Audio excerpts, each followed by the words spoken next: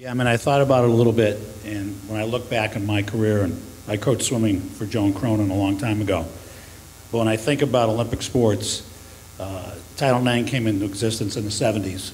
Didn't really become real important until the early 90s, and we lost some programs as some people went into compliance. Then we lost more Olympic sport programs when people got worried about what they were paying their football coach and their basketball coach, and now I think we're back to that again. And I think when we talk about student athletes, we need to include everybody and not just have the media talking about football and basketball. And I think if I was talking to a coaches group, which I do every now and then, I say to them, you got to have your alumni put pressure on the athletic director of the school to keep Olympic sports. But when we look back on the history of how many programs we've lost, the fear now is, and I'm not worried about Notre Dame, I'm not worried about Fordham, I'm not worried about the schools that have the broad-based programs want to continue to do it. But when I think about Olympic sports, I worry about the group of 5, and as they try to compete with the big 5, what are they going to do? And are they really going to keep Olympic sports? And we need to come up with ways, whether it's fundraising from alumni and endowing coaching positions. I mean, at Colgate and when I was at Brown, we endowed coaching positions in Olympic sports. Becomes real hard for the institution to drop, say, swimming at Colgate when one donor gave $1.5 million and endowed the coaching position. So I think we need to have our alumni step up and back what we're trying to do. So how's that discussion playing out in the Atlantic 10? Well, the Atlantic 10 right now is a conference, and Keith Gill's here. I don't want to speak for the whole conference, but we're a basketball-centric conference. We're going to do everything we have to do to be competitive in men's and women's basketball, and then after that, it's going to be up to the institution. And when I think about what will happen in Fordham, once we do men's and women's basketball, then we'll probably start rolling in cost of attendance for X amount of men and X amount of women per year equally across the board. But we have 22 varsity sports, and we're not dropping anything.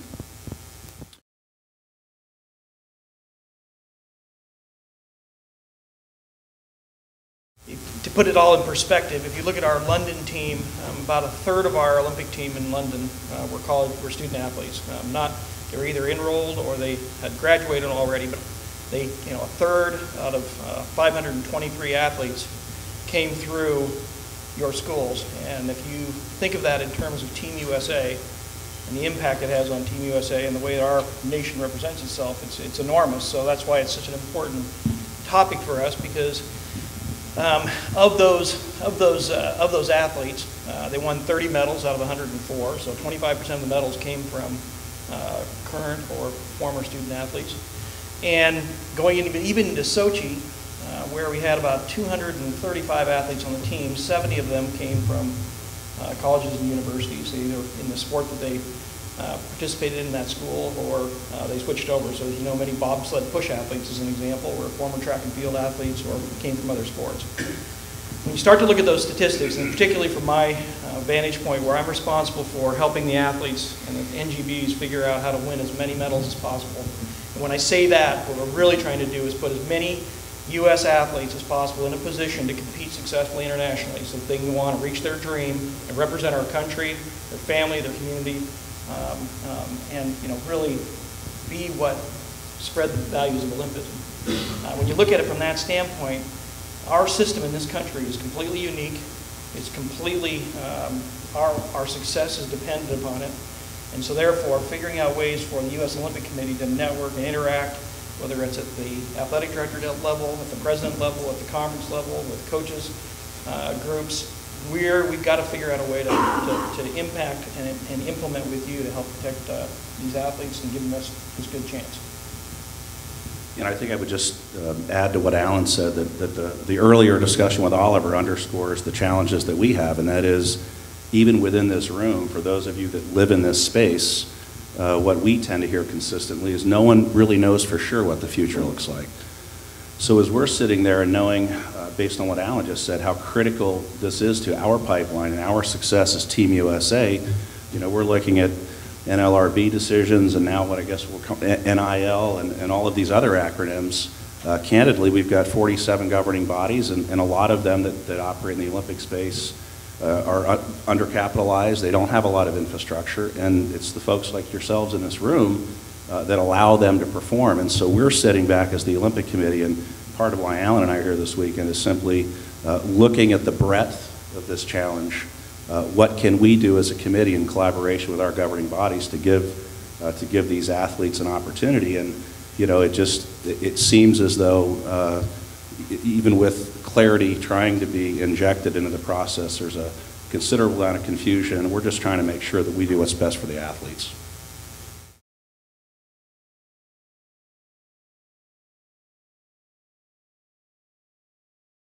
And while it was pretty good and we did some good things, I never really felt like we got into it. We met once a year. We had a couple of phone calls, but we could have done so much more by being more active and really getting into it. And I think that group needs to do more. You know, I think that we need to think about federation of sports and how we could treat sports differently instead of everybody the same. And those are some of the things that we need to think about. Some of you, but I suspect not all of you in this room know, is that there has been a push over the last 5 years for the USOC to work directly with colleges around becoming an Olympic training site.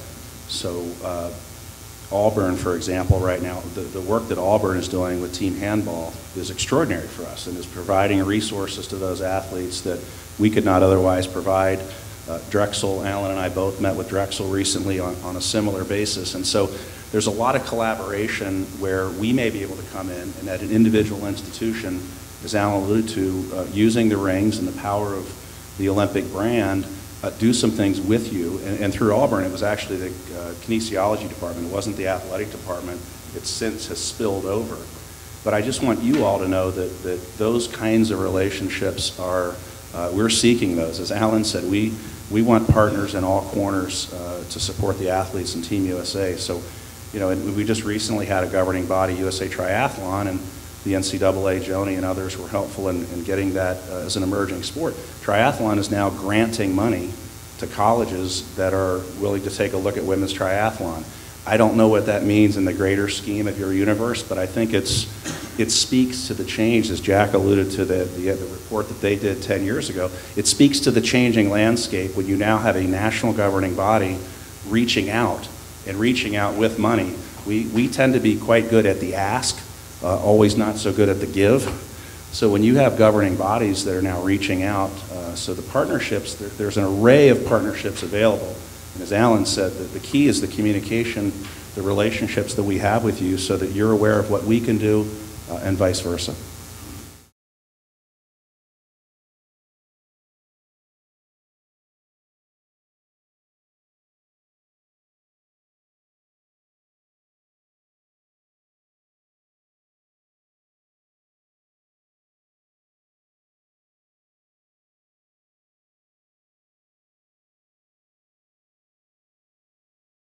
I like to take the approach, first of all, that it's about your end user, your client, and ultimately it's for the people that will be using the building, the people that operate the building, and your fans, everything. So you need to look at it in a holistic approach. When we look at design, we're not looking at designing one way and then adding a sustainable principle afterwards. So we're looking at the total holistic viewpoint in which our design as patrons and good citizens to Mother Earth it needs to be one. Sustainable principles are inherent in my thinking of design, and it's inherent in people's being. Just walking around, fresh air, all of these principles are inherent in you. So sustainability really comes from within. To me, it's the optimization, if you will, of our current and future resources. So it's really taking advantage of what you paid for and not throwing away a portion of that. So it's just optimization, but it's also the logical decision making and understanding of the decisions you make about everything you do, whether it's consumption of a product or manufacturing of a product, and how those decisions impact the future, both positive and negative. To me, that's just a simple summary of sustainability. Now, everyone will probably here would say, what does that really mean to me? It means that you might be doing sustainable things already, but you haven't called it that in some cases. But it might be looking at them from a slightly different angle and saying, do I really need all those things that I bought, that I throw away? I don't call it waste, I call it unused resources that I paid for.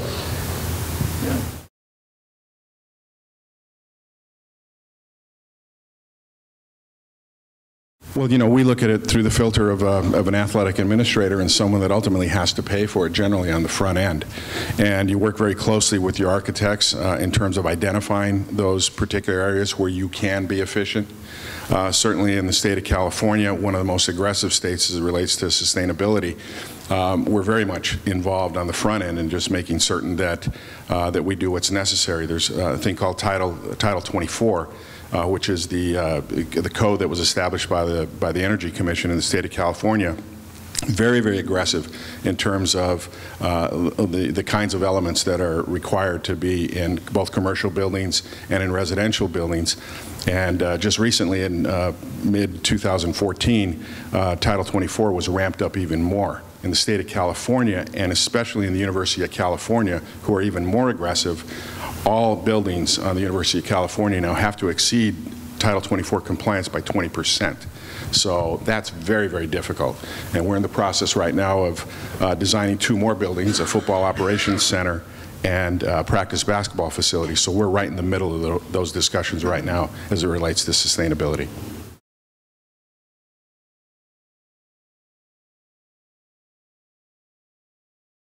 I always like to go back to the 3 R's that I learned as a young lad. And the 3 R's are in the order that you should try to achieve them. So reduction or reduce is number 1. Reuse and then recycle. So operational energies probably account for, in a typical office, 80% of the energies over a 50-year study or life cycle, where the manufacturing products account for 20%. I would assume that in an athletic facility it's much higher operational energies. So what you would want to do first is figure out how to reduce that, then reuse anything next. So if you're generating heat, capture that or something like that. That's the way you do the steps in making sure that you try to achieve as much as you can and optimize, again, those resources.